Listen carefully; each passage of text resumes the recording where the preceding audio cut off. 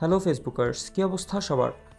রাতের 2টায় হঠাৎ প্ল্যান হলো সবাই মিলে দস্তগীর হোটেলে সকালবেলা নেহারি খেতে যাব। যেই প্ল্যান সেই কাজ।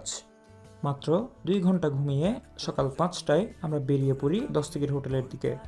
গুড়ি গুড়ি বৃষ্টি, সাথে একটি প্রাইভেট জেট নিয়ে আমরা দস্তগীর হোটেল জামাল খানে পৌঁছাই।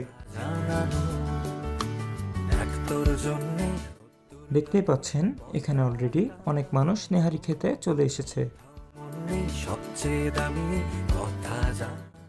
একদিকে তারা নান রুটি তৈরি করছে, অন্যদিকে আমরা খাবারের জন্য অপেক্ষা করছি।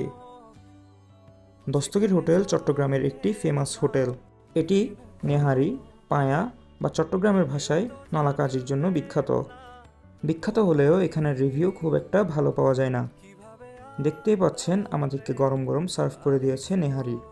নান দিয়ে সকালবেলা নেহারি ভালোই লাগছিল, কিন্তু যতটা হাইপে উঠেছে তেমন কিছুও না।